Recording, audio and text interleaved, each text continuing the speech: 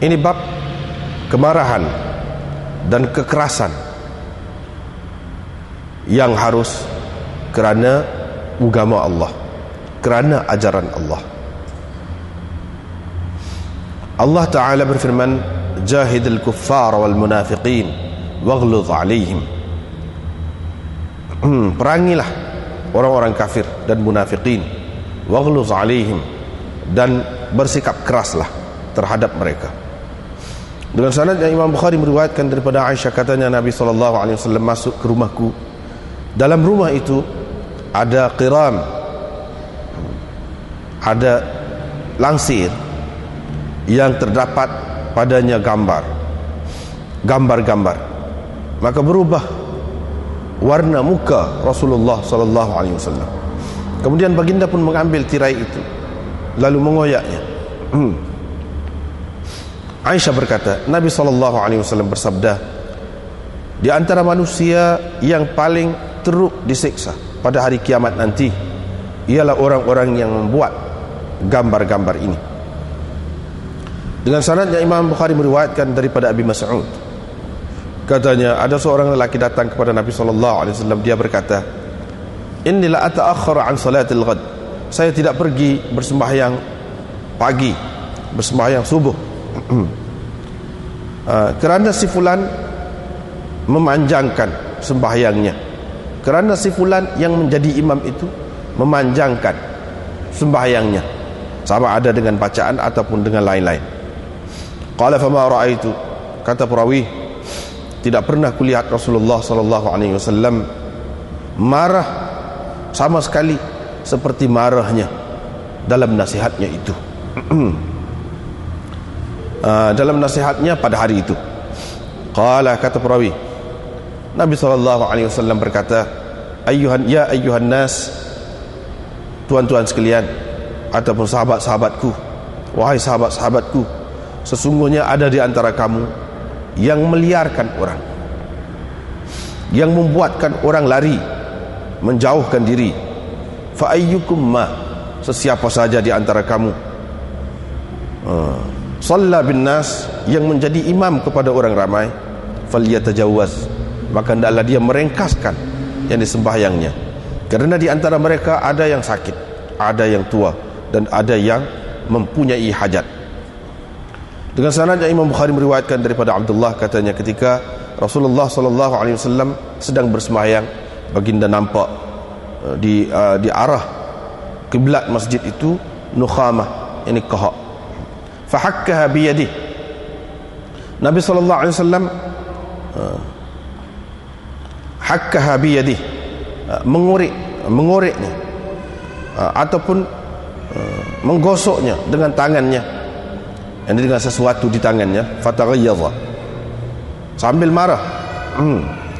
Dia berkata, sesungguhnya kamu bila berada dalam sembahyang berarti Allah berada di hadapannya. Oleh itu janganlah sekali-kali seseorang itu mengeluarkan kahak ke arah hadapannya dalam sembahyang.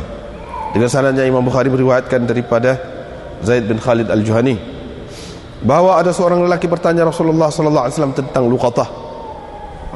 Dia berkata, Nabi SAW bersabda, arifha sanah, war-warkannya selama setahun, kemudian engkau pastikan, ingatkan wika'ah, pengikatnya, wa ifasaha, dan bekasnya itu, pundi-pundi itu ataupun bekasnya, thumma stanfiq biha, kemudian engkau gunakan. Jika tuannya datang, maka berikanlah kepadanya yang digantinya. Qala ya Rasulullah, orang itu bertanya, wahai Rasulullah, bagaimana dengan kambing yang hilang? Nabi SAW menjawab, khudha, ambillah, kerana ia sama ada menjadi hakmu atau saudaramu atau hak serigala. Kerana ia kalau tidak menjadi hakmu, jadi hak saudaramu, kalaupun tidak, jadi hak serigala.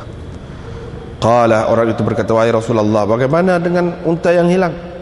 Qala, kata perawi, maka Rasulullah SAW naik marah sehingga merah dua pipinya ataupun merah mukanya. Kemudian baginda berkata, malaka walaha, kenapa engkau sibuk dengan unta itu?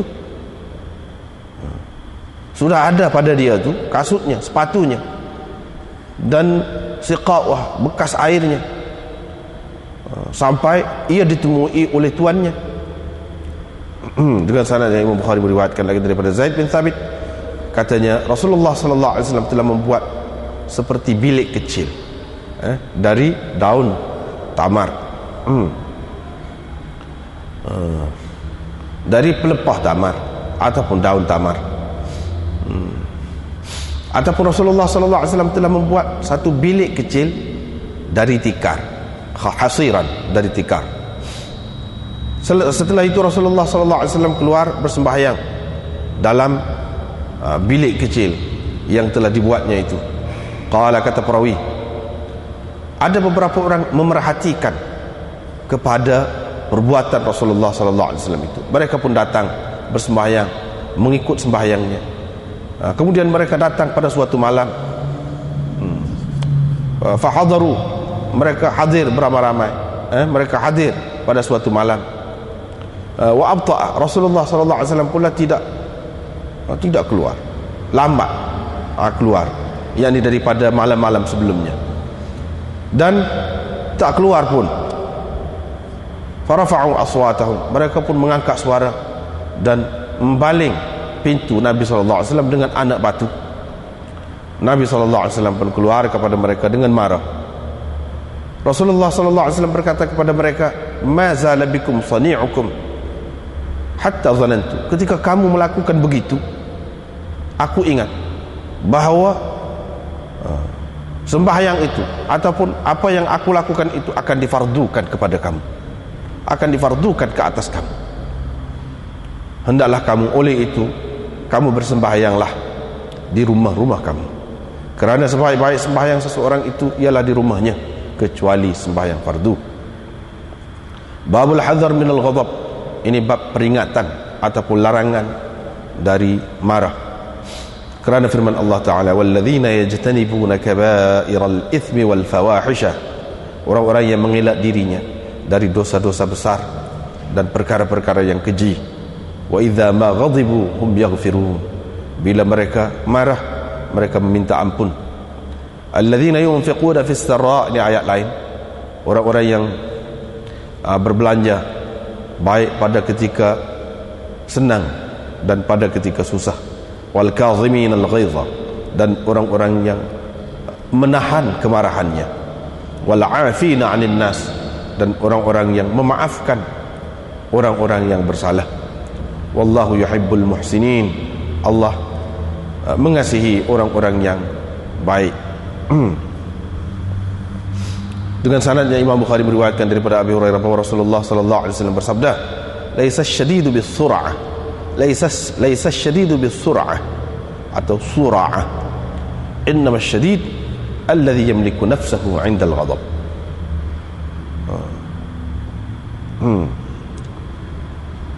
Orang yang kuat bukannya, ada beberapa makna. Orang yang kuat bukannya, ataupun orang yang sebenar-benarnya kuat bukannya ahli-ahli gusti. As-sura'ah dipakai dengan makna jamak, bukannya ahli-ahli gusti yang dapat merebahkan orang, tetapi orang yang sebenar-benarnya kuat ialah orang yang dapat mengawal dirinya pada ketika marah. Atau laisa syadidu bis-sur'ah, kekuatan tidak diukur dengan kemampuan merebahkan orang, yakni kemampuan bergusti merebahkan orang. Itu yang kedua. Yang ketiga, laisa syadidu bis-sur'ah, pahlawan sejati, pahlawan sebenarnya bukannya orang-orang yang dapat merebahkan orang lain dalam pertarungan. Innamas syadidu, tetapi pahlawan yang sebenarnya, pahlawan sejati ialah orang yang dapat mengawal dirinya. Begitulah maknanya asyadid, maknanya orang yang kuat, pahlawan, orang yang gagah. Itu ada beberapa makna tu. hak paling baiknya laisa syadidu bisura'ah, sura'ah jamak dengan jamak. Orang yang sebenar-benar kuat, itu mana? Bukannya ahli-ahli gusti, yang dapat merebahkan orang, ahli-ahli gusti. Sebab kita pakai asyadid alif lam di situ dengan arti alif lam hakikat, alif lam hakikat, yakni yang sebenar, hak sejati. Seperti dalam hadis yang lain disebutkan laisal ghina an kathratil aradi walakinnal ghina ghina nafs. Kekayaan sejati, kekayaan sebenarnya bukan kerana banyak mata benda, bukan kerana memiliki banyak harta benda, walakinnal ghina, tetapi kekayaan sebenar. Sebenar tu mari situlah, mari alif lam hakikat apa panggil. Tetapi kekayaan sejati, kekayaan sebenar, kaya sengati, ya allazi apa ni, ghinan nafs, kaya jiwa. Sini orang yang gagah, sebenar-benar gagah ialah orang yang dapat mengawal dirinya pada ketika marah. Dengan sanad yang Imam Bukhari meriwayatkan daripada Sulaiman bin Surad bahawa dua orang lelaki telah bermaki-makian dekat Nabi SAW. Kami pada ketika itu sedang duduk di hadapan baginda. Salah seorang darinya memaki kawannya, memaki yang seorang lagi itu dengan marah dan merah mukanya. Maka Nabi SAW berkata, sesungguhnya aku tahu benar, aku benar-benar tahu, aku tahu sangat. Pasal apa tu? Inni itu sekali, lam itu sekali, la a'lamu. Sesungguhnya tu inni la a'lamu, tahu benar, benar-benar mengetahui satu ucapan yang mana kalau diucap oleh orang itu nescaya akan hilanglah apa yang dialaminya.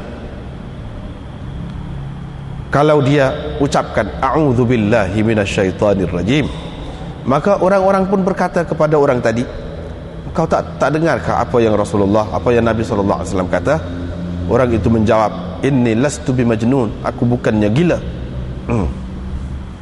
Dengan sanad Imam Bukhari meriwayatkan daripada Abi Hurairah bahawa ada seorang lelaki berkata kepada Nabi SAW, berpesanlah kepadaku.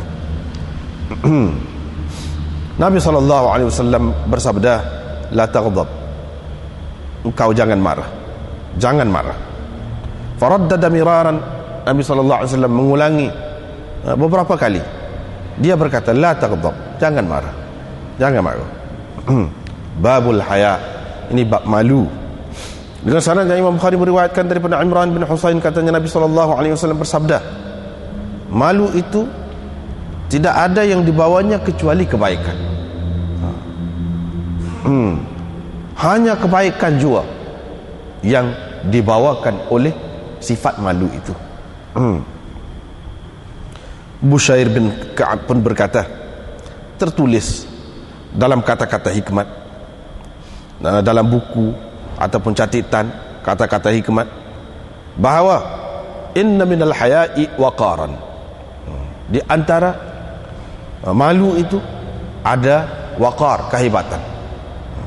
Yani kehebatan boleh juga bermakna kehebatan berpunca dari sifat malu. Wa inna minal haya'i sakinatan, di antara malu itu ada ketenangan, ataupun ketenangan berpunca dari sifat malu. Imran pun berkata kepadanya, aku ceritakan kepadamu dari Rasulullah SAW, engkau pula cerita kepadaku dari buku catatan ataupun buku kata-kata hikmat. Dengan sanadnya Imam Bukhari meriwayatkan daripada Abdullah bin Umar, katanya Nabi SAW lalu dekat seorang lelaki yang sedang ditempelak kerana malunya, kerana sifat malunya. Orang itu berkata, engkau ni betul-betul malu. Sehingga seolah-olahnya dia berkata, malu itu telah memudaratkan engkau, malu itu telah memudaratkan engkau, menjejaskan engkau. Maka Rasulullah SAW pun menyampuklah, da'hu, biarkan dia, biarkan dia. fa innal haya'a minal iman, kerana malu itu sebahagian dari iman, atau kerana malu itu berpunca dari iman, didorong oleh keimanan. Dengan sanad yang Imam Bukhari meriwayatkan daripada Anas, katanya saya telah daripada Qatadah, daripada Maula Anas, hamba yang dibebaskan oleh Anas, dia berkata, saya telah mendengar Abu Sa'id berkata, Nabi SAW lebih pemalu dari gadis di balik tabirnya. Abu Abdullah berkata, nama Maula Anas itu Abdullah bin Abi Utbah namanya. Yang ini maksudnya Maula Anas itu. Yang betulnya Qatadah daripada Abdullah bin Abi Utbah Maula Anas, gitu. Bab idza lam tastahi fasna' ma syi'ta. Bila seseorang, banyak maknanya, kalau engkau sudah tidak bermalu, engkau akan lakukan apa saja yang engkau mahu. Kalau engkau tak malu, lakukan apa saja yang engkau mahu. Yang kedua. Yang ketiga, orang yang tidak malu akan melakukan apa saja yang dikehendakinya. Itu terjemahan mafhum. Dengan sanad yang Imam Bukhari meriwayatkan daripada Abi Mas'ud, katanya Nabi SAW bersabda, inna mimma adraka an-nas min kalamin nubuwatil ula, di antara kalam nabi-nabi dahulu yang diterima, yang sampai kepada orang kemudian, ialah bila engkau tidak malu, bila sudah tidak ada lagi rasa malu padamu, fasna' ma syi'ta, engkau akan melakukan apa saja yang dikehendakimu. Ataupun idza lam tastahi, kalau engkau tidak malu, maka lakukan apa saja yang engkau mahu. Begitu. Bab ma la yustahya min al-haq litafaqquh fi din. Bab kebenaran yang tidak patut dirasakan malu untuk mendalami agama. Ma la yustahya min al-haq litafaqquh fi din, iaitu kebenaran yang tidak patut dirasakan malu untuk mendalami agama. Dengan sanadnya Imam Bukhari meriwayatkan daripada Ummi Salamah, katanya Ummu Sulaim datang kepada Rasulullah sallallahu alaihi wasallam. Dia bertanya, wahai Rasulullah, dia berkata, wahai Rasulullah, sesungguhnya Allah tidak malu menyatakan perkara yang benar. Fa hal 'ala al-mar'a ghuslun idza ihtalamat, adakah seseorang perempuan itu perlu mandi kalau dia bermimpi? Yang ini bermimpi bersetubuh. Nabi SAW menjawab, ya, kalau dia nampak air, yang ini nampak kesan air. Dengan sanadnya Imam Bukhari meriwayatkan daripada Ibnu Umar, katanya Nabi SAW bersabda, perbandingan orang mukmin seperti satu pokok hijau yang tidak gugur daun-daunnya, yang tidak gugur daun-daunnya, wala yatahatu, sama maknanya, tidak jatuh dan gugur daun-daunnya. Faqala al-qaum, sahabat-sahabat yang ada berkata, itu pokok sekian, itu pokok sekian. Aku sudah mahu kata itu pokok kurma, pokok tamar, tetapi aku masih lagi muda belia, masih lagi budak. Fastahya itu, maka aku rasa malu, maka timbul rasa, aku merasa malu. Nabi SAW pun berkata, itulah pokok kurma, pokok tamar. Diriwayatkan daripada Ibnu Umar tadi lagi, dia ada tambahan dia dalam riwayat satu lagi ni, aku pun ceritakan perkara itu kepada Umar. Umar berkata, kalaulah engkau jawab tadi, nescaya jawapanmu itu lebih aku suka dari sekian-sekian benda. Dengan sanadnya Imam Bukhari meriwayatkan daripada Anas, dia berkata, ada seorang perempuan datang kepada Rasulullah sallallahu alaihi wasallam mengemukakan dirinya kepada baginda. Perempuan itu bertanya, adakah engkau berhajat kepadaku? Adakah engkau mempunyai hajat? Adakah engkau berhajat terhadapku?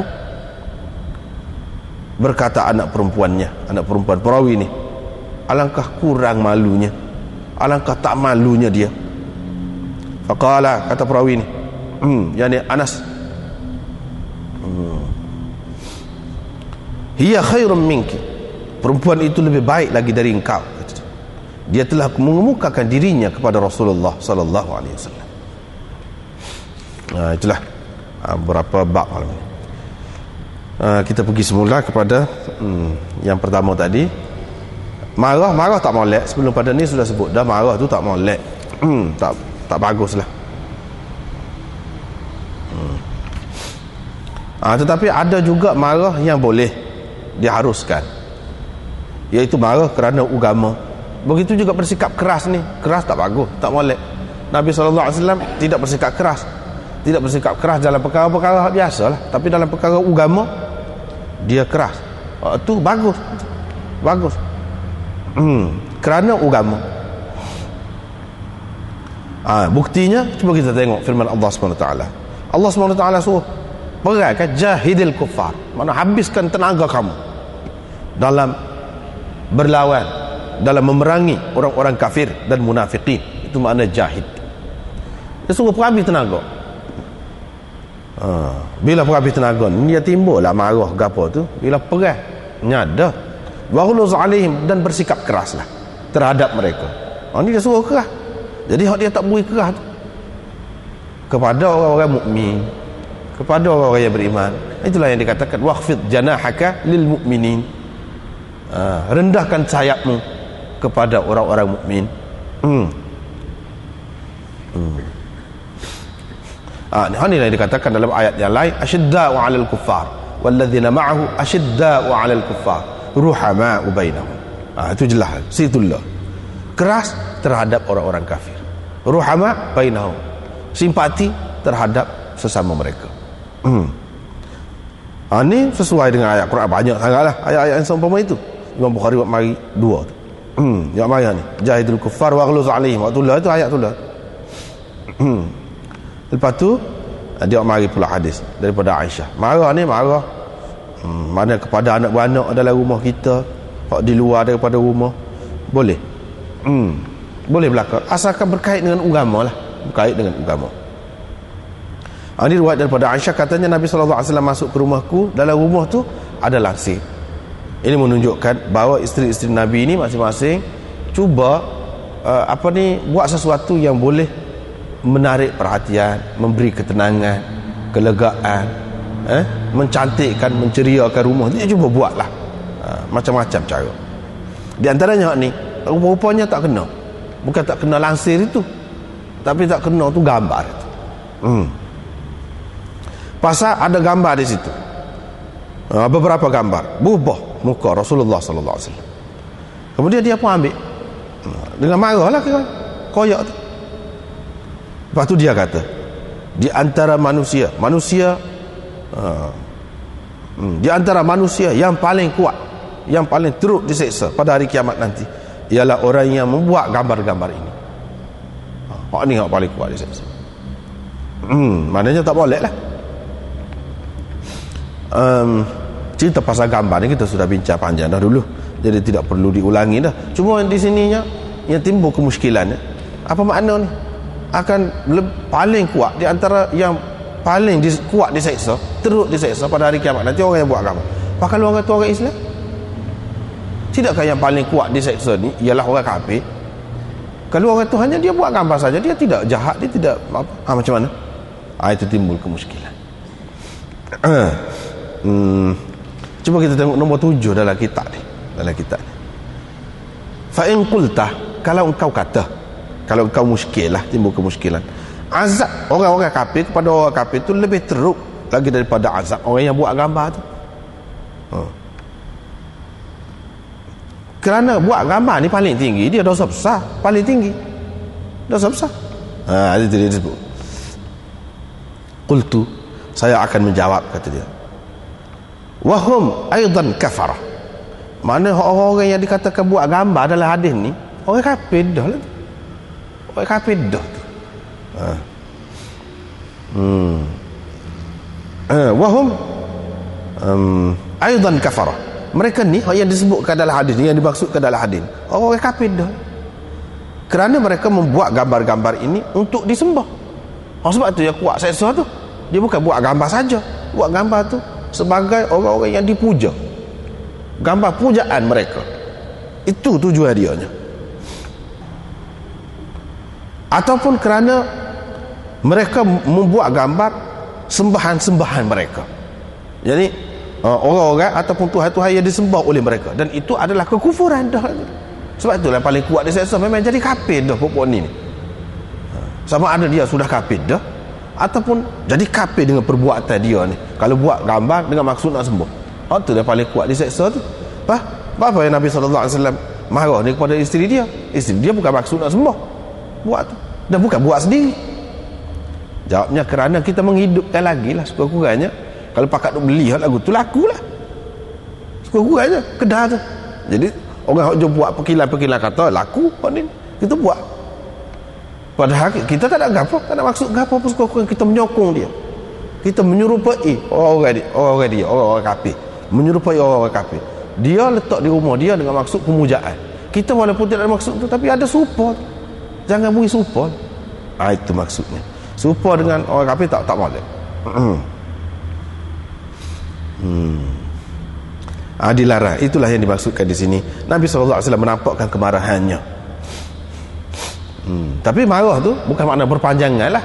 Bila buat tu tak ada apa. Dulu kita sudah bincang panjang dah masalah gambar ni. Kemudian dia ambil buat sarung batal ke apa tu, bincang. Lepas tu cerita daripada Abi Mas'ud pula. Ada seorang lelaki pergi berjumpa dengan Nabi SAW. Dia kata dia tak pergi sembahyang subuh. La ta'akharu an salatil ghada an litarki. Memberi makna meninggalkan. Maknanya saya tak pergi sembahyang, tak pergi. Saya meninggalkan sembahyang subuh tu. Saya tak pergi sembahyang subuh kerana fulan memanjangkan bacaannya, ataupun sembahyang panjang. Tak tahulah panjang tu panjang mana, panjang di rokok ke di sujud dia ke, tak kira lah tu, atau panjang bacaan ke, boleh jadi berlaku. Tapi dia lama lah sembahyang tu. Nabi SAW pun kata perawi ni, aku tak pernah tengok dia marah lagu tu seperti dia marah dalam peringatan dia pagi selepas pada hari itu. Marah sungguh.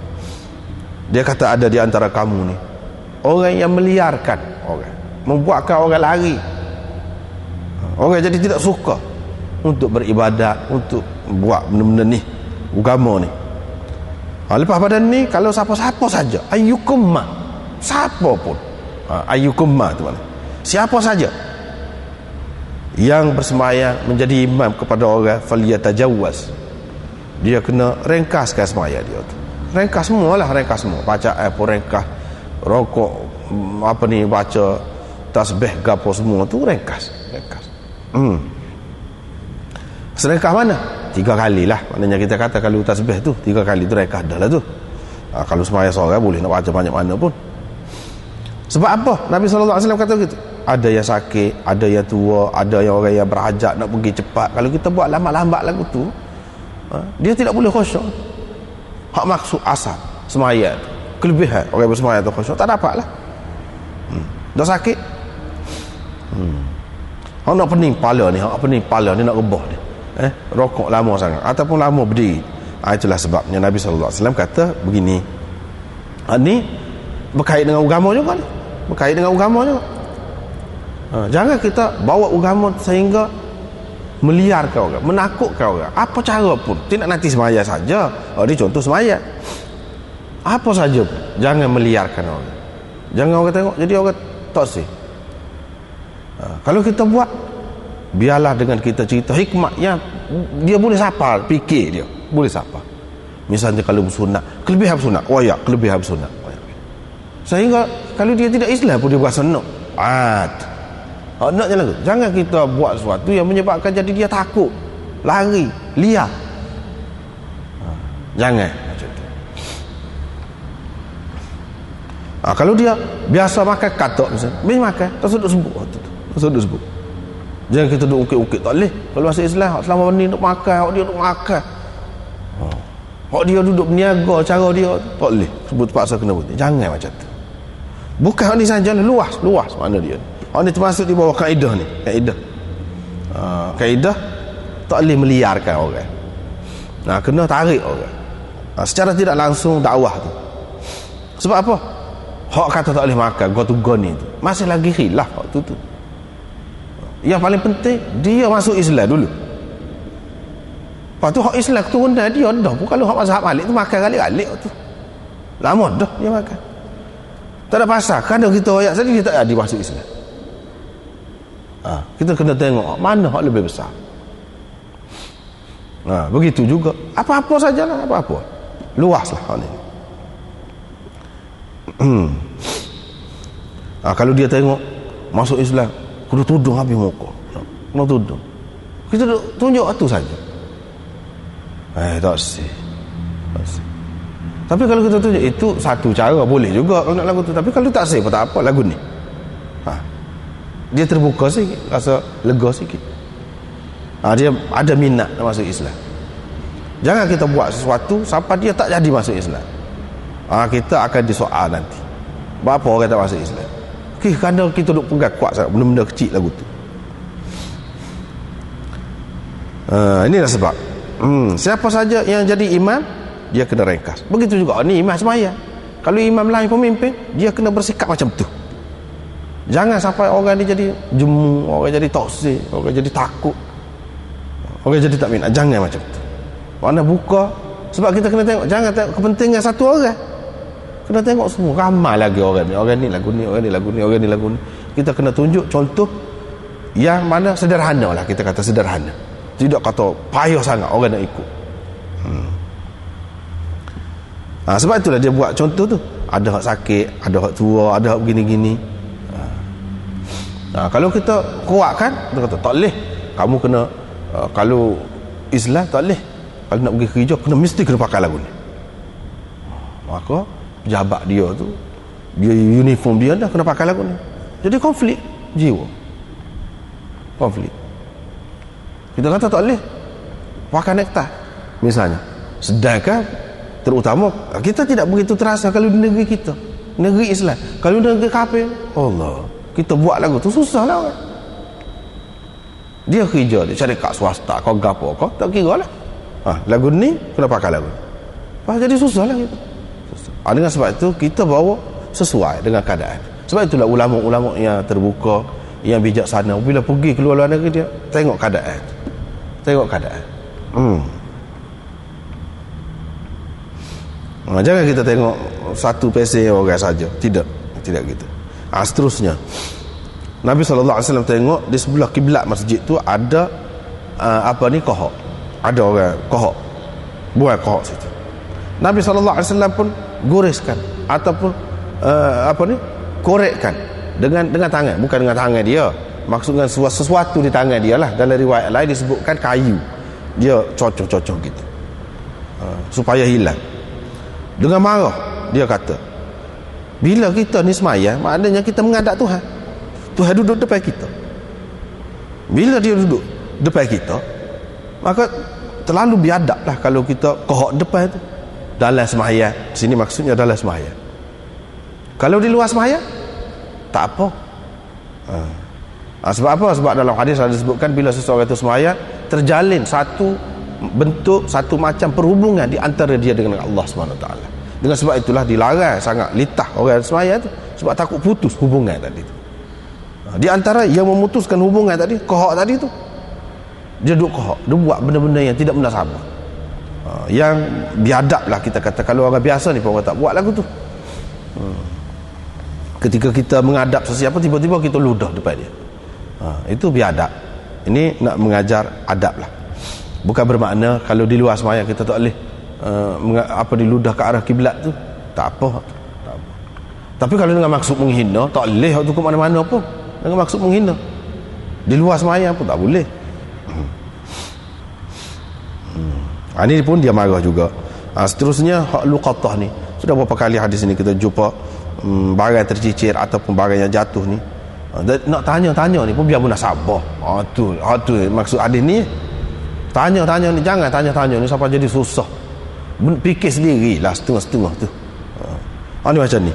Masyarakat dia faham benar lah unta ni setara mana. Unta dia boleh berjalan sendiri. Lepas tu dia minum, kali minum tu minum banyak. Sebab itulah di antara kelebihan unta ni, dia simpan, bila dia minum tu dia simpan dalam satu bekas. Ia disebutkan siqaq di sini. Dalam satu bekas dalam perut dia tu. Sebab tu orang-orang berjalan di padang pasir tu, kalau dia tak ada air, dahaga sangat, dia sembelih.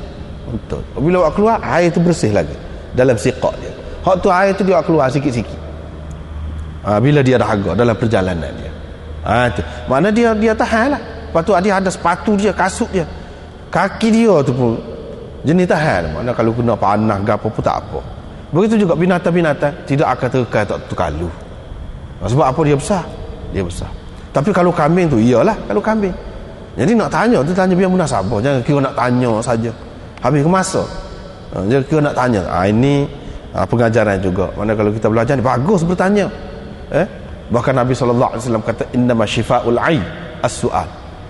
Penawar bagi kejahilan itu ialah bertanya. Tetapi kalau tanya tak kena gaya, tak boleh lah. Tak boleh. Tanya nak sudi kok, tanya nak sudi jadi serba salah kok, nak jawab tu. Kalau tak jawab tak boleh. Orang akan kata pula apa tak jawab. Padahalnya kalau tanya seorang sama seorang pun boleh benda lagu tu. Dia buat depan orang ramai tak boleh, tak boleh macam tu. Sehingga ditemui oleh tuannya tu, dia akan jumpa lah, dia carilah tu. Kalau tak kelik semalam 2-3 hari tak apa lagi, seminggu tak apa lagi. Begitu. Maknanya Nabi SAW marah juga. Dan Nabi SAW bila marah, muka dia berubah. Tak apa berubah. Ini pun berkait dengan agama juga ni, berkait dengan pengajaran, pendidikan. Di sini nampak macam tak kena gaya soal itu. Faham orang tu boleh jadi dia tak tahu sungguh. Tapi dari segi pendidikan, pengajian, biar reti adab kata sebagai murid. Walaupun benda ni tidaklah secara langsung menyentuh soal agama, mereka tak tahu. Tadi dia kata boleh kalau amrillah, yakni urusan agama ataupun ajaran Allah SWT. Ni boleh jadi orang ni tak tahu. Tapi biar pandailah apabila nak masuk dalam majlis mengaji ni. Itu maksudnya. Ihmarrat wajnatah. Wajnah ni hak sini. Ni khad, orang panggil khad. Hak ni wajnah. Ni hak sini. Ni wajnah. Ni ada 2. Tepat timbul atas pada pipi. Mana kalau orang tu orang putih, merah, dia akan nampak. Kalau dia nak marah tu dia akan nampak. Kalau orang tu dia kulit gelap, dia akan jadi kau hitam, kau gelap jadi. Itu tanda nak marah dia. Tapi kalau orang tu putih merah, dia akan jadi merah lah sini. Akan jadi merah. Kalau tidak berapa merah. Maknanya gitu. Nabi SAW ni oleh kerana dia putih. Dan putih tu halah ke merah. Jadi nampaklah merah dia tu. Sini nampak. Ataupun ni Syak Perawi, dia kata wajahnya merah. Kalau tidak sini saja merah, wajahnya merah, semua merah, maknanya marah benar lah tu. Kalau lagu tu. Kalau bermarah sikit-sikit merah sini saja. Ni kalau semua wajah dia tak tentu sini, maknanya marah benar. Seterusnya dengan sanadnya Imam Bukhari meriwayatkan daripada Zaid bin Thabit, Nabi SAW buat bilik lah. Buat bilik. Dia biasanya dia buat lagu ni pada bulan puasa. Kadang-kadang tidak bulan puasa pun dia buat juga. Dia duduk iktikaf. Dia tak sebiar orang apa. Pasal kalau iktikaf kena duduk dalam masjid. Bila duduk dalam masjid ada ketikanya tidur takut terselak kain ke apa ke.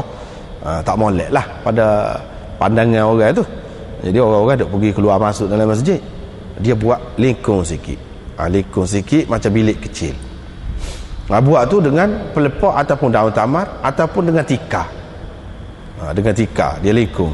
Dia pun duduk dalam tu lah semaya. Ada beberapa orang mari duduk. Ni puak-puak ni sahabat-sahabat ni memang dia duduk intai sama Nabi SAW. Setakat boleh intai lah. Dia perhati Nabi SAW duduk agak apa dia perhati. Pergi tengok Nabi SAW duduk semaya. Dia pun pergi tu semaya. Tak apalah, Nabi SAW tak larang. Daripada sinilah ulama-ulama mengatakan semaya sunat ni boleh berjamaah. Boleh berjamaah. Kalau sunat mutlak kalau kita kata. Ataupun di sini setengah ulama mengatakan dia berkait dengan sembahyang tarawih ni. Berkait dengan sembahyang tarawih yang ni pada ketika bulan puasa. Tetapi hak mana-mana tidak ada dalil dalam hadis disebutkan buat berjemaah, itu tak boleh kita buat. Misalnya sembahyang rawatib tak ada tu jemaah. Sembahyang rawatib tak ada berjemaah. Tak ada satu pun, tak ada. Jadi tak boleh buatlah tu. Ni sembahyang lain lah ni, sembahyang lain. Pada suatu malam pergi duk tunggu. Nabi SAW lambat daripada biasalah. Dia kamat kau lambat nak keluar, rupanya tak keluar. Lepas tu bunyi gegel lah, apa gegel. Lepas tu orang-orang dia bukan kasar ni cara lagu ni. Dia nak bagi peringatan, dia nak apa, dia pekong anak batu, mudah anak batu. Sebab masjid ni pun dia daripada tanah juga. Anak batu tu ambil anak batu kecil-kecil tu pekong, kadang-kadang dia nak suruh orang tu paling ke, dia nak oyak apa-apa, dia pakai pekong gitu. Adat dia biasa tu, bukan kasar. Dia pun ambil anak batu pekong pintu. Jadi bunyilah pekong pintu. Nabi SAW pun keluar dengan marah. Dia kata, mazala bikum sani'ukum. Ketika kamu duduk buat begini, duduk terus buat begini, aku duduk ingat sembahyang ni akan difardukan kepada kamu. Siapa lagu tu? Maknanya hak Nabi SAW tidak buat tu pakai pahal lah. Jangan mandai-mandai pula. Sebab pada masa tu masa turun wahyu. Syariat tu duduk turun, sentiasa turun. Dan di antara setengah-setengah benda ni Allah SWT tengok atas minat orang. Sebelum pada tu tak ada mari. Misalnya minat Sayyidina Umar, keinginan dia, apa dia? Keinginannya kalau boleh isteri-isteri Nabi ni berhijab. Sebab itulah apabila Saudah keluar pergi buang air, dia kata, kita kena tu Saudah tu, kata dia. Jadi Saudah pun balik marah-marah, kata kepada Nabi SAW, apalah ganggu-ganggu. Sebenarnya dia ada maksud dia baik, iaitu kalau isteri Nabi SAW keluar boleh jadi diganggu oleh orang-orang yang tidak bertanggungjawab. Lebih baik maka lepas pada tu ayat hijab kepada isteri-isteri Nabi SAW. Dia ada latar belakang. Begitu juga orang lain-lain. Tapi tidak semuanya begitu, setengah-setengah. Tak tahulah hak ni. Nabi SAW duk ingat kadang-kadang berlaku begitu. Kalau nampak minat sangat akan difardukan. Pak kalau fardu kamu tidak gerak pula nak buat. Kalau kamu mampu pun orang kemudian pula tak mampu. Kita jangan fikir kita saja. Kita fikir kita saja. Kena fikir orang lain kata. Lepas tu Nabi SAW pun kata kamu kena sembahyang sunat. Bukan tak boleh buat molek, tapi sembahyang di rumah. Kerana sebaik-baik sembahyang seseorang itu ialah di rumahnya. Kecuali sembahyang fardu. Daripada sinilah Imam Syafi'i dan ramai lagi lain ulama mengatakan sembahyang ni semua sembahyang sunat ni hak rawatib pun, sembahyang tarawih pun, dan banyak lagi sembahyang yang lain, semuanya molek di rumah. Kalau boleh buat di rumah, molek di rumah. Kecuali sembahyang fardu, ni saja yang dikecuali. Tetapi orang lain pula tak setuju, macam-macam lah pendapatnya. Tak apalah. Yang nak dicerita di sini iaitu Nabi SAW marah, keluar dengan marah. Hak tu anaknya. Marah di sini kenapa? Kerana berkait dengan agama juga. Dia buat tu untuk kemudahan kita. Kita pula duduk tawih. Dia buat tu untuk kebaikan kita. Kita pula duduk tawih. Hak tu dia marahnya. Babul hadar minal ghadab. Ini bab larangan ataupun peringatan dari marah, yang larangan dari sifat marah. Kerana firman Allah SWT, walladzina yajtanibuna kaba'iral itsm, orang yang mengelakkan diri daripada dosa-dosa besar dan perkara-perkara yang keji, dan bila mereka marah mereka meminta ampun. Maknanya sifat marah ni tidak molek, patut dijauhi. Kalau tidak apa perlu minta ampun? Kalau tidak salah, kerana salah lah tu yang perlu minta ampun. Kemudian orang-orang yang berbelanja pada ketika senang dan susah, dan al-kazimin al-ghaiz, orang-orang yang menahan kemarahannya. Situ maknanya orang yang menahan kemarahannya. Di sini cerita hak baik ni, orang-orang yang baik lagu mana? Orang-orang yang boleh kawal perasaan dia. Artinya hak sebalik dia tu tidak baik lah. Kalau hak ni bagus, kena ada sifat ni. Artinya lawan dia orang yang tidak boleh kawal perasaan marah dia. Hak tu tak baik lah. Kena jagalah. Jangan ada sifat itu. Tujuan Imam Bukhari buat mari dua ayat ini. Wallahu yuhibbul muhsinin. Setelah sebut sifat-sifat tadi, Allah SWT suka kepada orang yang baik. di antara sifat orang yang baik tu, dia boleh kawal kemarahan dia, dia boleh menahan kemarahan dia. Artinya orang yang tidak boleh kawal kemarahan dia tidak baiklah, tak baiklah, tak jauh. Mana gitu. Lepas pada tu juga mari hadis Nabi SAW yang menyebutkan orang kuat ni bukan kuat pada zahir itu, kuat tubuh dia, tahan tubuh dia, kuat bergusti, kuat dalam seni mempertahankan diri. Bukan hak tu hak kuat sebenarnya. Hak kuat sebenarnya iaitu orang yang boleh mengawal dirinya pada ketika marah. Hak ni hak kuat sebenarnya. Dah hak ni hak jumpa semua. Yang ada semua nak marah tu. Nak ada semua. Hak gusti tu tidak semua. Orang tu kadang-kadang belajar silap. Belajar silap lagi, belajar main tukar lagi, belajar pedai lagi, gusti lagi, macam-macam lah belajar. Semua hidup tak aja gocos sekali aku. Habis gitu. Tenaganya habis gitu. Jangan kira lah berlatih tu kan. Gocoh tu kan. Apa ni batang kau tu, batang kau ni ataupun bekah tu. Sampai keras tangan-tangan buat latihan. Tapi sekali pun tak jumpa sepanjang hayat tak buat. Sebab tu apa guna? Bukan kuat duduk situ, habis tenaga. Tapi hak ni jumpa siapa ni, nak marah ke anak, nak marah ke bini, nak marah ke suami, nak marah ke cikgu, nak marah macam-macam, nak marah dia jumpa siapa. Kalau dia boleh kawal juga, mana kuat sungguh. Tu sebab perkara. Yang keduanya orang hak kuat gusti, kuat gocoh pun dia kena tak boleh ada sifat marah. Kalau dia ada sifat marah, dia boleh kalah. Dia kena kawal diri dia. Tak boleh orang buat kadang-kadang naik angin dia, nak kocok, tak fikir dah. Orang duduk perhati dia. Kok mana-mana pun tak boleh. Tak boleh, tak molek. Dia kena ada ni. Kalau dia ahli gusti, ahli gapo pun, seni mempertahankan dia kena tak boleh ada sifat marah. Tak boleh mudah naik angin. Kalau mudah naik angin tak boleh lagi. Orang buat kadang-kadang dia babak sekali. Orang tahu dah mana kelemahan dia. Tak boleh pergi juga.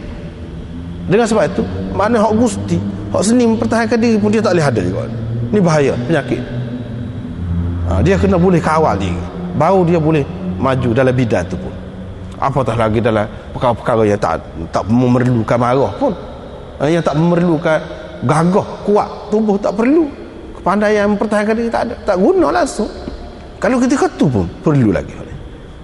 Itulah maksudnya.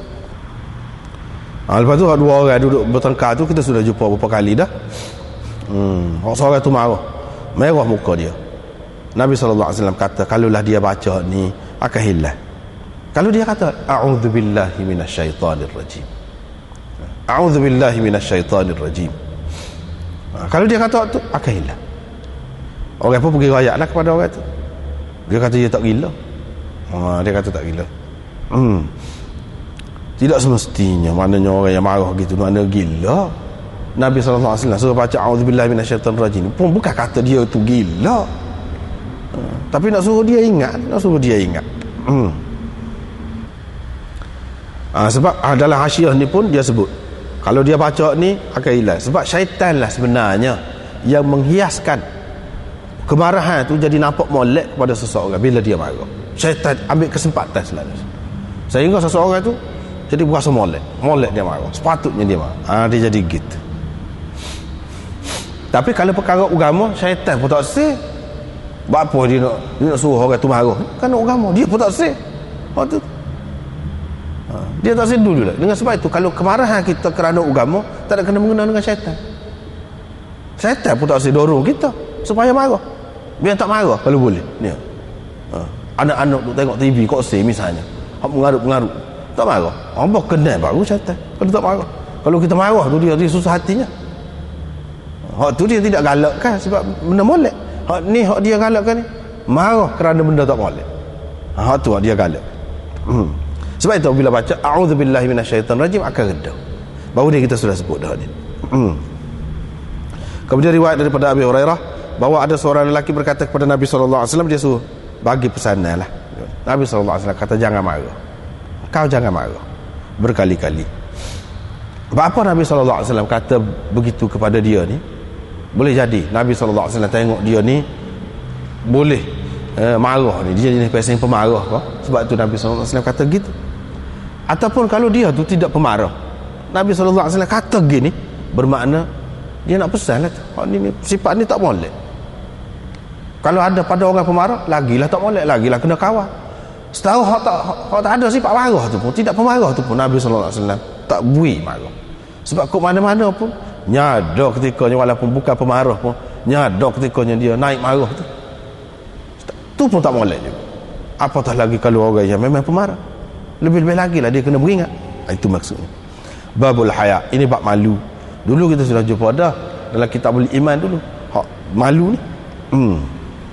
Di sini nak cerita perhiasan dalaman seseorang tu, di antara sifat yang mulia, peribadi yang mulia, iaitu ada sifat malu. Sifat malu. Sifat malu yang dikehendaki di sini ialah sifat malu kerana melakukan sesuatu yang tidak baik lah, sesuatu yang dicela oleh umum, oleh orang ramai, lebih-lebih lagi agama. Maknanya kata benda ni tak molek, kita pun berasa tidak sanggup nak buat. Kalau orang tahu, kita berasa tak senang, kita berasa susah hati. Itu malu yang dimaksudkan di sini. Lepas tu riwayat Imran bin Husain, Nabi SAW bersabda, malu ni maknanya tidak mendatangkan kecuali kebaikan sahaja. Malu ni adalah satu sifat yang baik semata-mata, artinya baik semata-mata. Hasil dia tidak ada kecuali yang baik. Malu ni, itu maksudnya.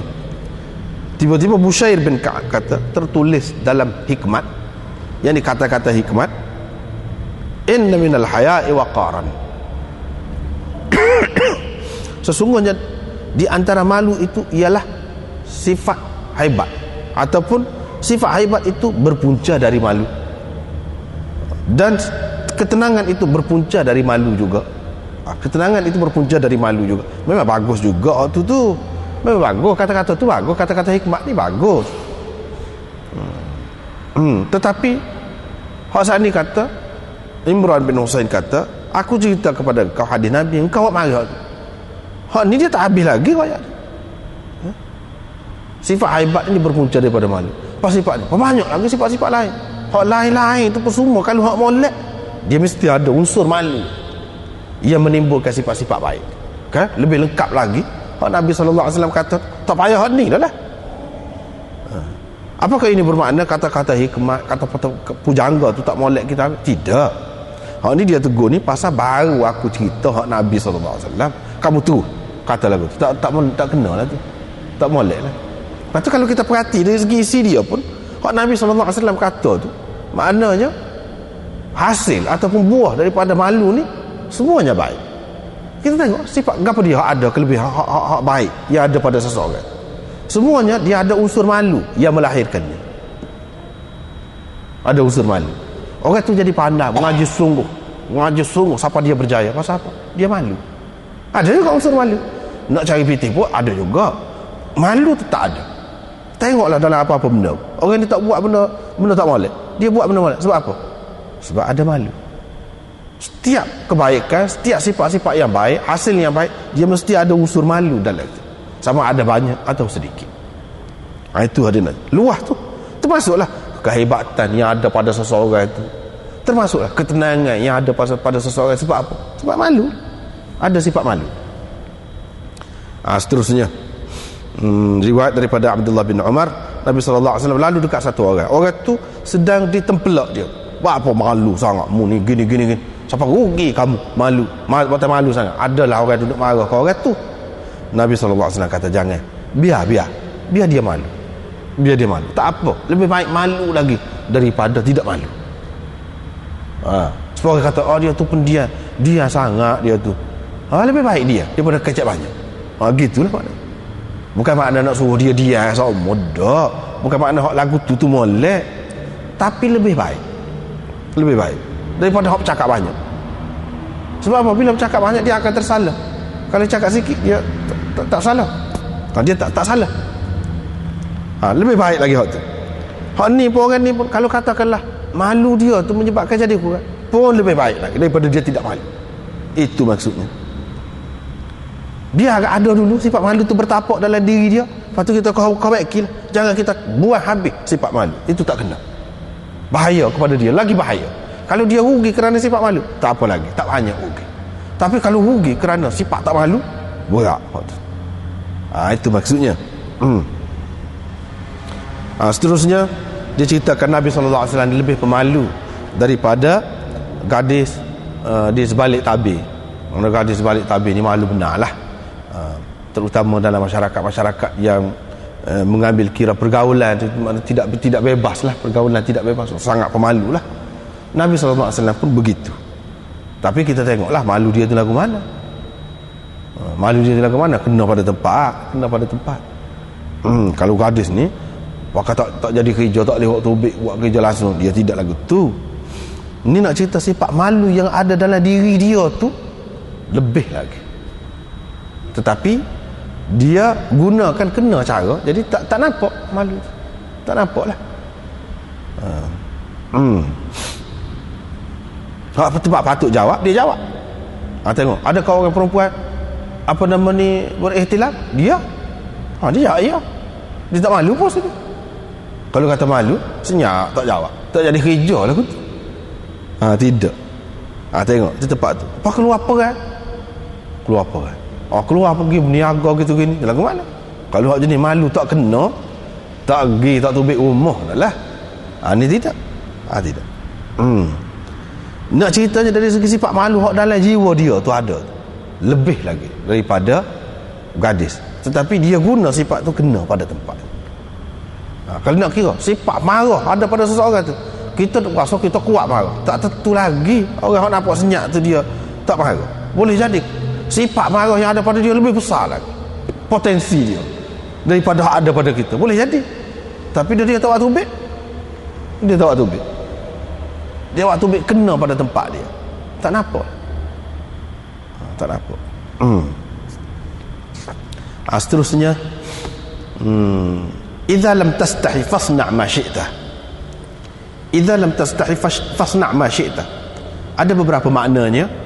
Dalam hasyiah, cuba kita tengok dalam hasyiah yang pertama, fasna' ma syi'ta. Qala al-Khattabi mengatakan amar di sini litahdid. Amar, perintah di sini, suruh di sini memberi makna ancaman, ugu. Suruh memberi makna ugu. Ugu lagu mana? Kalau engkau tak malu, buatlah apa yang kau buat. Nak tahu. Maknanya gitu, nak tahu aku nak buat lagu mana. Gitu maknanya ugu tu. Seperti dalam Quran kata i'malu ma syi'tum, buatlah apa yang kamu suka. Buatlah apa yang kamu suka, padahal dia larang dah, jangan minum arak, jangan berzina, jangan begitu gini, dia larang dah. Lepas tu dia suruh buatlah apa yang kamu suka. Suruh tu makna dengan makna ancaman tu ada makna ugutan. Tidak makna suruh tu makna suruh buat sungguh dengan makna ancaman. Maknanya kamu buatlah apa yang kamu suka kerana Allah akan membalas kamu, perbuatan kamu. Hak ni apabila sebut pasal ni anda teringat sama pada ayah anda dulu, zaman budak-budak dulu kita suka mandi sungai. Mandi sungai menyebabkan jadi pandai lah juga berenang. Zaman budak-budak dulu. Jadi bila dia tahu, dia pergi cegak dengan rotan, cegak. Kita sudah naik. Bila naik, dia kata apa? Pergi mandi. Tapi kita tak pergi. Walaupun budak pun cerdik juga, dia tahu juga suruh tu tidak bermakna suruh buat, tidak. Suruh itu bermakna ugu. Sebab apa ni kita tengok dah tangan ni ada rotan. Pergi mandi. Apakah pergi mandi itu maknanya suruh mandi? Tak mesti. Di situ makna ugu, makna ancam. Serupa juga di sini. Itu mengikut Khattabi. Ataupun maksudnya if'al ma la yustahya minhu, ay la taf'al ma yustahya minhu, ataupun ma yustaha minhu, wal amru awil amr. Ini mengikut Imam Nawawi ni kata. Maknanya idza lam tastahi, kalau engkau tidak berasa malu nak buat sesuatu. Sifat semula jadi kita manusia, kalau benda molek kita tidak akan berasa malu dah. Kalau engkau tidak berasa malu, engkau buatlah apa saja. Cara tu benda tu bukan tak molek, benda molek lah tu. Itu maksudnya. Maknanya amal sini memang suruh buat sungguh. Kalau engkau berasa tidak malu, memang benda tu benda tidak salah lah. Orang tidak berasa pelik, tentulah kita tidak malu. Apabila kita tidak malu, kita boleh buat lah benda tu. Tapi kalau kita sesuatu tu kita berasa malu, jangan tu benda tak boleh, jangan buat. Itu maknanya. Ini pendapat Imam Nawawi ni sini. Di tempat lain disebutkan. Yang ketiga, makna khabar ini. Walaupun ini amar, tetapi amar dengan makna khabar. Orang panggil dalam istilah ilmu balaghahnya apa ni? Insya'iyah lafzan, khabariyah maknan. Insya'iyah lafzan, khabariyah maknan. Mana dari segi lafaz dia tu, zahir dia tu, dia merupakan insya', perintah. Tetapi makna dia bukan perintah, cerita. Sebab tu anda terjemah, ada beberapa terjemah yang tadi. Maknanya apabila seseorang itu tidak ada rasa malunya, dia akan melakukan apa saja yang dia mahu. Itu makna itu cerita, ini keadaan. Apabila seseorang itu tidak ada sifat malu, dia akan buat apa saja yang dia mahu. Ini satu cerita. Kenyataan. Apabila manusia itu tak ada malu, dia akan buat apa yang dia suka. Itu maknanya. Walaupun amar, tetapi makna dianya khabar. Ada kalanya lafaz dia tu cerita, tapi makna dianya amar. Ada kalanya gitu.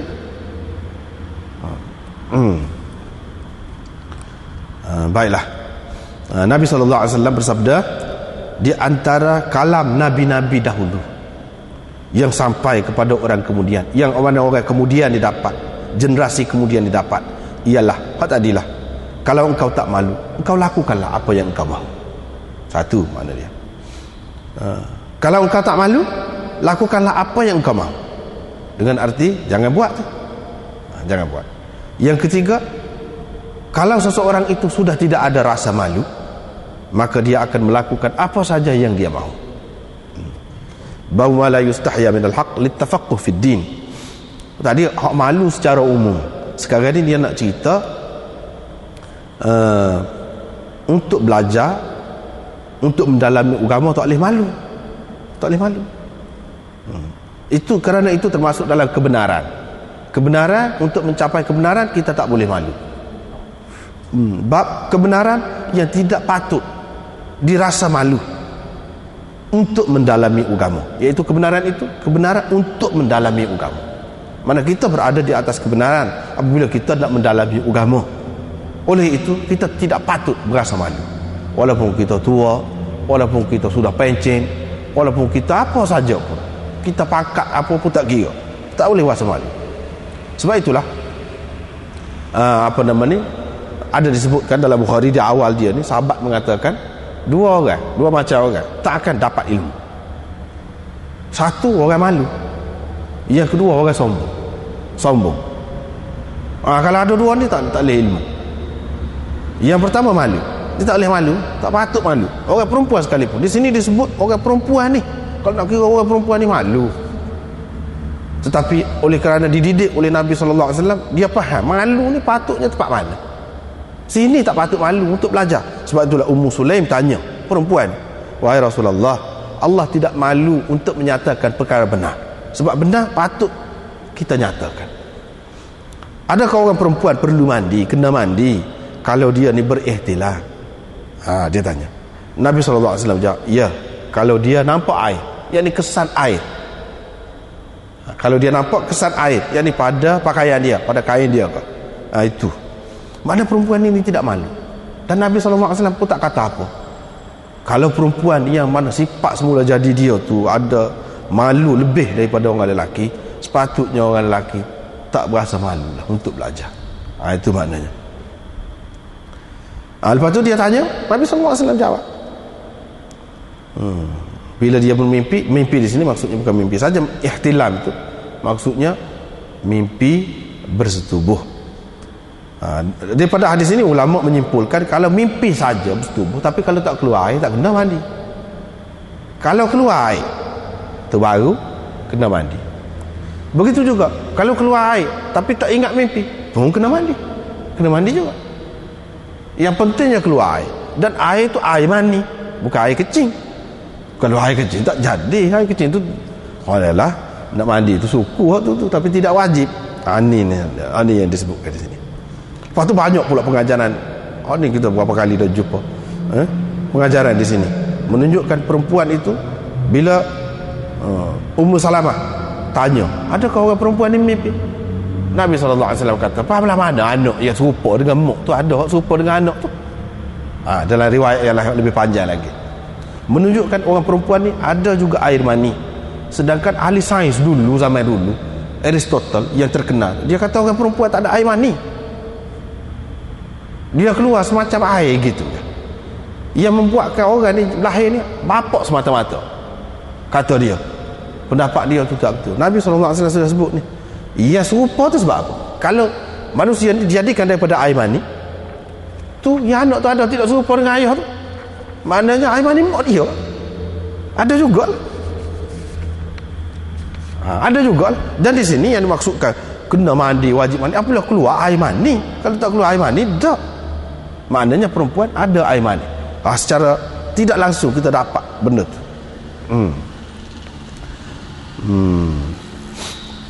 Seterusnya, perbandingan orang mukmin ini seperti satu pokok yang hijau yang tidak gugur dan luruh daunnya. Gapa dia? Nabi teka. Ada kalanya mengajar ni maknanya dah betul teka gitu. Tak apa, boleh. Orang tu pun, aku pun nak jawab dah, kata Ibnu Umar, pokok kurma lah, pokok tamar. Tapi ingatkah aku ni budak sekali. Dalam ramai-ramai tu akulah budak sekali.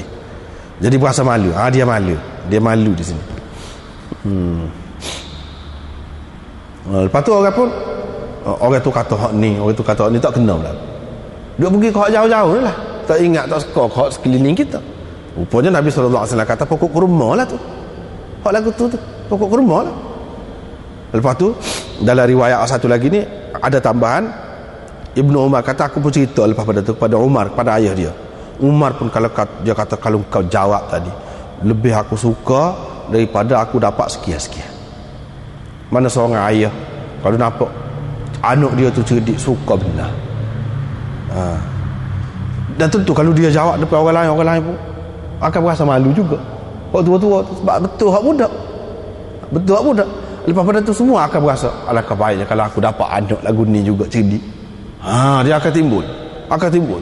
Boleh jadi setengah-setengah tu ada yang balik dengan perasaan macam tu. Dia duduk sekali dengan isteri dia, Allah SWT bagi pula anak yang cerdik pula. Sebab manusia ni akan dapat benda hak dia mikir kot, dia mikir tu. Kalau dia tenang, kalau dia itu, anak pun lagu tu juga. Kira-kiranya. Jadi banyak faedah dia tu. Kalau kau jawab, kata dia, lebih aku suka daripada aku dapat ini. Maknanya mu malu tadi tu tak kena tu. Sepatutnya orang ngaji ni orang tak kira, jangan dimalu. Kalau kamu jawab, maknanya walaupun tadi kamu kata kamu malu, itu tak kena. Dalam mendalami ilmu sepatutnya kita kena jawab. Tak apa, tak malu pun orang kata tak malu, tak patut orang kata tak malu lah. Memang tak boleh ada malu. Sepatutnya mengaji tu kena royak. Lepas tu ayah sendiri pun maknanya berasa bangga dengan kamu. Itu maksud dia. Apa dalam hadis ni dia kata pokok kurma tu serupa dengan orang mukmin. Adalah hasyiah, dia sebut panjang sikit berbanding tempat-tempat lain. Wajah syabahnya, sudut keserupaan di antara pokok kurma dengan orang mukmin tu, sudut mana serupa tu. Dia buat perbandingan tu, sudut mana. Faqad ikhtalafu fi, ulama-ulama berselisih pendapat tentang wajah syabah di sini. Sebahagian mereka mengatakan kerana banyak kegunaan dia tu, kebaikan pokok kurma tu. Lepas tu daun-daun dia tu ada sama, tak gugur, orang boleh berteduh ke apa, tak ada sama. Buah dia tu bagus, khasiat dia tu. Dan buah dia tak ada sama, tidak kata bermusim, sepanjang tahun ada. Semenjak dia berbuah kan ada buah sama gitu. Tahu-tahu kat kering, siapa kering mati. Selagi tak mati duduk buah gitu sama. Lepas tu kalau mati pun ada lagi orang guna. Banyak lagi faedah daripada dia. Ambil batang dia tu, daun dia tu, dahan dia tu, semua boleh buat. Ada kegunaan, banyak kegunaan. Mana lepas mati pun berguna lagi. Nak cerita ni. Lepas tu daun-daun dia boleh dibuat tikar, dibuat macam-macam lah. Kalau kita mengambil kira kemajuan zaman sekarang ni pula, banyak lagi lah boleh buat je, kita kata. Tak apalah. Akhir sekali saya ingat butir dia tu pun ada faedah juga. Butir dia, faedah apa? Jadi makanan kepada unta, kepada apa? Disebut di sini. Lepas tu cantik pula pemandangan dia tu, comel pada pandangan dia tu. Begitu juga orang mukmin ini, semuanya baik dia, dari segi ketaatan dia, dari segi akhlak dia, dari segi dia ni tetap melakukan ketaatan, sembahyang, puasa, sedekah dan sebagainya, molek berlaku. Hak ni lah yang betul mengikut kebanyakan ulama. Hak ni wajah syabah ni lah yang paling betul. Ada pula ulama yang lain mengatakan wajah syabah, sudut keserupaannya, iaitu pokok kurma tu kalau dipotong kepala dia balik atas, dia akan mati. Tapi kalau potong lain tak mati. Kalau potong kepala dia atas tu, dia akan mati. Serupa dengan orang juga, kalau potong kepala mati, tapi kalau potong tangan tak mati lagi. Begitulah. Ada yang mengatakan begitu. Yang lain pula kata pokok kurma dia tidak apa nama ni, buah. Dia tidak bunting lah kita kata. Kalau selagi kita tidak kahwinkan dia, serupa dengan orang. Kalau tak kahwin, tak bunting. Gitu. Kena kahwin. Ada juga yang kata begitu. Pendapat yang seterusnya, dia kata kerana ia tidak mati kecuali apabila tenggelam, lemah, baru mati. Serupa dengan orang juga, kalau duduk dalam air tak boleh. Tapi kalau tidak, selagi tidak selah habis, tak mati. Itu. Ada juga yang kata begitu.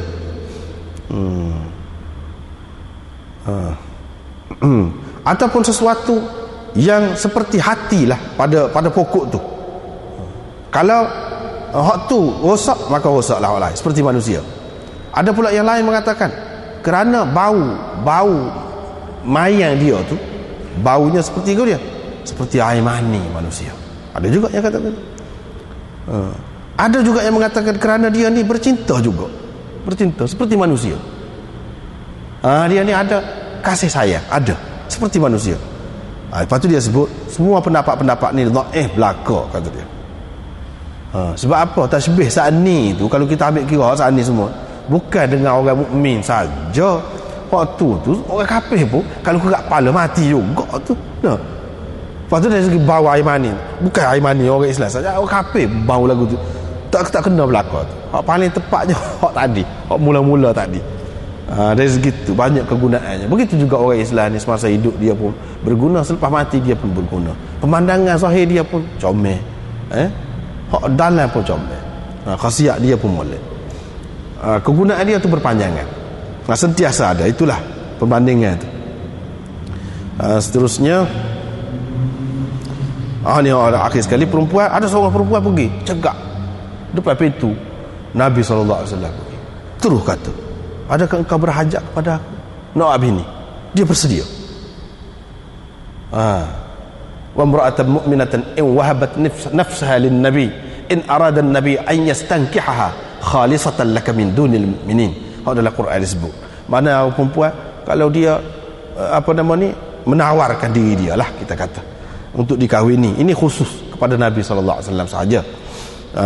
Lebih daripada 4 tu menikah.